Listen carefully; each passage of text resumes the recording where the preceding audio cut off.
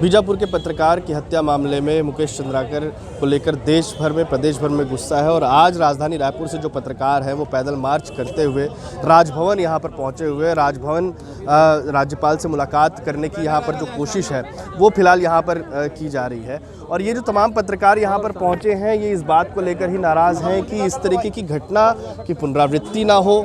लगातार प्रदेश में जब घटनाएं बढ़ रही हैं तो इन घटनाओं का जो खामियाजा है वो पत्रकारों को भुगतना पड़ता है, लेकिन कार्रवाइयाँ किसी तरीके की नहीं होती। कुछ पत्रकार हैं हमारे साथ में, वरिष्ठ पत्रकार, हम उनसे ही बात करेंगे। अनुरुद्ध जी, इस घटना का जिक्र बहुत हो चुका है, लेकिन ऐसी घटनाएं हो क्यों रही हैं और इस घटना पे लापरवाही आपको क्या नजर आ रही है?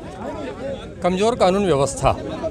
देखिए, जहाँ तक ये है कि पिछली सरकार और अभी सरकार का अंतर, तो पिछली सरकार के समय में जो पार्टी आज सत्ता में वो उस समय विपक्ष में थी और कहा जाता था कि यहाँ पे जो कानून व्यवस्था पे नियंत्रण नहीं है, जब सरकार अगर कहीं बदली तो बुलडोजर चलाएंगे।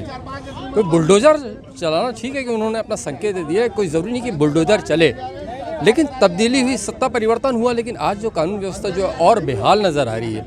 एक पत्रकार की बीजापुर में जो है मतलब जो विश्वसनीय पत्रकार, जो ऐसा पत्रकार जो है मतलब संकट की घड़ी में जो पुलिस कर्मियों को भी नक्सलियों से बचा कर लाया और अपने काम में हमेशा मुस्तैदी से जुटे रहने वाले एक युवा पत्रकार की इस निर्ममता और इस बेदर्दी से हत्या, तो आज अगर कहीं ये बस्तर की बारी, कल ये रायपुर की हो सकती है, परसों भिलाई की हो सकती है, आने वाले समय में राजनांदगांव, कोरबा, बिलासपुर की हो सकती है। ये सारे पत्रकार बिरादरी के लिए सोचने का समय है और सत्ता सरकार के लिए भी जो है बहुत मतलब सचेत रहने का समय है। अभी अगर कहीं कुछ निर्णय नहीं होता है इस दिशा में तो आने वाले समय में हो सकता है कि इसकी और जो है व्यापक चीज़ें देखने मिले। तो समय रहते अगर कहीं इस पे जो है हम विचार कर लें, सोच लें, कुछ कदम उठा लें तो बेहतर होगा। सर, आपने तो लंबे समय से देखा है, छत्तीसगढ़ में क्या पत्रकारिता की स्थिति बदली है या पत्रकारों की सुरक्षा की दृष्टि से यहाँ पर परिस्थितियाँ बदली? देखिए, पहली बात यह है कि छत्तीसगढ़ में अभी तक कोई बदलाव नहीं हुआ है। जो पत्रकारिता है बल्कि और बद से बदतर स्थिति होती है। मध्य प्रदेश में पत्रकार सुरक्षा है, यहाँ पर पत्रकार सुरक्षा वहाँ से एडॉप्ट किया गया, लेकिन यहाँ कोई चेंजेस नहीं हुए। और ऐसे में जो पत्रकारिता है करना एक चुनौती है, जबकि हमारे यहाँ आप देख लीजिए नक्सली क्षेत्र है और नक्सली क्षेत्र का विकास कितना अधिक हुआ है। खैर ठीक है, दबाव बढ़ रहा है, बहुत सारी स्थितियाँ आ रही है। तो हम ये कह रहे हैं कि भाई पत्रकार सुरक्षा पर और पत्रकार सुरक्षा को और मजबूत किया जाए और जो भ्रष्टाचार हमेशा रहेगा सर, लेकिन उसके ये जो प्रयास होते हैं उसको रोकने के लिए उसमें सबको उस पे तेजी लाने की ज़रूरत है। और भी कुछ लोग हैं, हम उनसे बात करेंगे। लगातार आप देख रहे हैं कि कानून व्यवस्था की बात हो, पत्रकारिता की बेहतर व्यवस्था की बात हो या प्रशासनिक बेहतर व्यवस्था, क्या आपको लगता है कि इतना आसान होता है भ्रष्टाचार की खबर दिखाने वाले पत्रकार को मौत के घाट उतार देना? देखिए, ये घटना तो बहुत ही दुर्भाग्यपूर्ण है। इस घटना की जितनी निंदा की जाए उतनी कम है। चूँकि हम सब इकट्ठा हुए हैं, उस पत्रकार को न्याय मिल सके, हम सभी की उम्मीदें हैं कि सबको न्याय मिले। और पत्रकारिता करना अपने आप में कठिन फील्ड है। जो लोग भ्रष्टाचार से जुड़ी हुई खबरें दिखा रहे हैं, कम से कम ऐसी स्थिति में पत्रकार सुरक्षा कानून की जो मांग पिछले लंबे समय से की जा रही है वो जल्द से जल्द पूरी करनी चाहिए। ये तो बीजेपी और कांग्रेस दोनों की सरकारों के दौरान से अभी तक अटका हुआ है, क्या है जो आपको लगता है बदलना चाहिए? देखिए, बदलने के लिए तो यहाँ पर बहुत सारी चीज़ें में बदलाव की स्थिति बनती है, लेकिन सबसे बड़ी बात ये है कि दूरस्थ इलाकों में जिस तरह से पत्रकार अपनी जान जोखिम में डालकर पत्रकारिता कर रहे हैं, तो उनके लिए कम से कम उनकी आवाज़ राजधानी में बैठे लोग सुने। वहाँ की जो जिस तरह की भ्रष्टाचार की खबरें उजागर हो रही हैं, अगर उस पर त्वरित कार्रवाई हो तो मुझे लगता है कि कुछ आसान हो जाएगा उनके लिए भी काम करना। और उनको भी लगेगा कि हाँ, उन्होंने ये खबर दिखाई है, एक खबर को उन्होंने छापा है, प्रकाशित किया है, तो जनता को इसका बेनिफिट मिलेगा। ठीक है, कुछ युवा पत्रकारों से भी हम पूछेंगे कि वो क्या सोचते हैं इस घटना को लेकर, आपको क्या लगता है और क्या होना चाहिए? जिस तरीके से कल खबर आई और सारी चीज़ें सामने आई, तब तक ऐसा लग रहा था कि इतनी बड़ी घटना नहीं होगी, लेकिन जैसे ही हमको खबर के बारे में पता चला तब सबसे पहले तो ये ख्याल आया कि कोई इस हद तक भी जा सकता है। आप पत्रकारिता तो छोड़िए, इंसानियत की भी जब बात आती है तो कोई बदला लेने के स्तर पे किस हद तक जा सकता है ये यहाँ पे पता चला। और जैसा कि बात कही जाती है कि हम लोगों का जो काम है, पत्रकारिता ऐसा पेशा है कि कोई ये थैंकलेस जॉब है, इसके लिए हमको कभी धन्यवाद नहीं मिलता। और जब ऐसी बड़ी घटनाएं होती हैं तब पता चलता है कि कितनी कठिनाई होती है और कितना चुनौतीपूर्ण होता है ये काम। स्पेशली बस्तर जैसे एरिया में काम करना और शहरों के पत्रकारों को दिल्ली जैसी जगह में मदद करना, ये एक बताता है इस घटना से कि लोगों का जो वो है, ताकत है ऐसे लोगों का, ठेकेदार जैसे लोगों का, वो किस हद तक बढ़ा हुआ है हमारे राज्य में। ठीक है शुभम, सबसे बड़ा सवाल कि कितना आसान या मुश्किल है राजधानी शहर या दिल्ली जैसी राजधानी में काम करना और बस्तर जैसे बीहड़ नक्सल प्रभावित क्षेत्र में काम? जाहिर तौर पे मुझे लगता है कि लोकल लेवल पे काम करना सबसे ज़्यादा मुश्किल है, क्योंकि एक तरह से आप राजधानी में जब काम करते हैं तो वो खतरे नहीं है वहाँ पे जो लोकल लेवल पे हैं। जैसे अभी जो घटना हुई है, हम देखते हैं कि एक ठेकेदार के साथ, जैसे पहली जो सोच आती है कि बस्तर में एक पत्रकार मारा गया, तो पहले ख्याल ये आता है कि हो सकता है नक्सली कोई घटना की वजह से उसकी जान गई होगी, लेकिन शॉकिंग था कि ठेकेदार की वजह से उसकी मौत हो गई। तो खतरनाक तो है, लोकल लेवल पे ज़्यादा खतरनाक है। राजधानी में बैठ के पत्रकारिता करना इसके मुकाबले ज़्यादा मुश्किल है। बिल्कुल मुश्किल है। हमारे साथ में कुछ और भी वरिष्ठ पत्रकार हैं, हम उनसे भी समझेंगे। सर, आपने तो लंबा समय देखा है, सरकारों को बदलते हुए देखा है, छत्तीसगढ़ बनते हुए देखा है, कितनी तस्वीरें बदली हैं और अभी क्या बदलने की ज़रूरत है? देखिए, जब से छत्तीसगढ़ का निर्माण हुआ है, ये पहली घटना नहीं है कि किसी पत्रकार की हत्या हुई। इससे पहले भी हुई थी, बिलासपुर में हुई थी, गरियाबंद में घटना हुई थी, CBI का उसमें जांच की घोषणा हुई थी। उसका क्या हुआ आगे, इसके बारे में हम लोग को बहुत ज़्यादा जानकारी नहीं है कि अभी तक वो मामला चल रहा है कि क्या हुआ।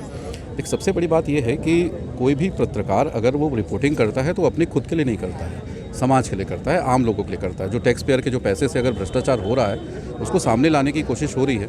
भाई, आम आदमी भी तो यही चाहता है ना कि सड़क बने तो मजबूत बने, बेहतर तरीके से बने। तो पत्रकार वही तो कह रहा था कि सड़क बना है, बेहतर तरीके से नहीं बना है, मजबूत नहीं बना है। अगर इसमें पत्रकार अपनी बातें कहता है तो वो आम लोगों के लिए कहता है। और अगर इस तरह से चीज़ें होती है, हत्या कर दी जाती है, आवाज़ उठाने पे हत्या कर दी जाती है, तो हम पत्रकार कैसे काम करेंगे? हम आम आदमी के लिए काम करते हैं। मुझे ऐसा लगता है, मैं सबसे अपील करना चाहूँगा, आम लोगों से अपील करना चाहूँगा कि वो आगे आएँ और इस तरह से चीज़ों में पत्रकारों का साथ दें, न कि उन लोगों का साथ दें जो इस तरह से कांड करते हैं, इस तरह से भ्रष्टाचार में जुड़े होते हैं। दूसरी सबसे बड़ी बात है कि सरकार ने आश्वासन दिया है कि कड़ी कार्रवाई होगी और उस आश्वासन पे हमें भरोसा है कि कड़ी कार्रवाई होगी। लेकिन इस तरह से कार्रवाई होनी चाहिए कि आगे इस तरह की घटनाएं ना हो। हम लोगों ने लगातार मांग की, पत्रकार सुरक्षा कानून को लेकर पत्रकार सुरक्षा कानून की घोषणा भी हुई, विधानसभा में पेश हुआ। मुझे ऐसा लगता है कि जो भी सुधार करने की गुंजाइश है या सरकार सुधार करना चाहती है, उस सुधारों के साथ इसे जल्द से जल्द लागू की जाए और पत्रकारों को सुरक्षा मिले ताकि वो बेहतर तरीके से काम करें। सरकार भी चाहती है कि पत्रकार उन चीज़ों को सामने लेकर आए जो गलत हो रहा है। मुझे नहीं लगता कि कोई भी सरकार इससे डरती होगी कि पत्रकार सच ना बोले। मुझे नहीं लगता कि कोई भी सरकार चाहती होगी कि पत्रकार सच ना बोले, वो हमेशा शांत रहे। सरकार भी चाहती है कि पत्रकार सही चीज़ों को दिखाए ताकि वो जो भी गलती हुई है उसको सुधार सके। तो सरकार को भी साथ देना चाहिए, आम आदमी को भी साथ देना चाहिए। और मुझे ऐसा लगता है कि इस पर गंभीरता से विचार करने की ज़रूरत है, समाज के सभी वर्गों को विचार। बिल्कुल, समाज के सभी वर्गों को गंभीरता से विचार करने की ज़रूरत है। और भी कुछ लोग हैं हमारे साथ में, हम उनसे ही बात करेंगे। अवधेश जी, परिस्थितियाँ बदल गई हैं, सरकारें भी बदलती रहती हैं, कमी कहाँ पर आ रही है कि पुलिस भी सुरक्षित नहीं है, कलेक्टर भी सुरक्षित नहीं है, आम आदमी तो सुरक्षित है ही नहीं, पत्रकार भी सुरक्षित नहीं? देखिए, कमी केवल जिम्मेदारियों का है। जिम्मेदारी जिस दिन तय हो जाएगी ना, उस दिन ये स्थितियाँ बदल जाएगी। जिम्मेदारी इस स्तर पे तय करना होगा कि अगर बस्तर को कोई पत्रकार है, किसी भी संस्थान के लिए पत्रकारिता कर रहा है, उसके लिए खबरें भेज रहा है, तो उसकी जिम्मेदारी के साथ साथ उसकी व्यवस्थाएं भी तय हो जाए। अगर आम आदमी सुरक्षित नहीं है तो पुलिस की जिम्मेदारी तय हो जाए कि अगर कोई आम आदमी मुसीबत में आएगा तो उसके जिम्मेदार न केवल उस अपराध में संलिप्त व्यक्ति बल्कि उस थाने का प्रभारी भी होगा, उस थाने के आसपास थाने के स्टाफ भी होंगे। उस दिन देखिए व्यवस्थाएं सुधर जाएगी। जिले में अगर कोई दिक्कत होती है तो आप तय कर दीजिए कि जिले के जो प्रमुख होंगे, जिलाधीश होंगे, वो इसके लिए जिम्मेदार होंगे। कैसे व्यवस्था सुधर जाती, सुधारने के लिए बहुत उपाय है। देखिए, सबसे हैरानी की बात क्या है कि कानून में हत्या की धारा तय है, हत्या पे अपराध के लिए सजा तय है। क्या हत्या होनी बंद हो गई? हत्या होती है, इसलिए होती है क्योंकि जिम्मेदारी तय नहीं है। कानून बन गया, कानून का पालन होगा। लेकिन जिम्मेदारियां जिस दिन तक तय नहीं होगी ये स्थितियां देखने को मिलेगी।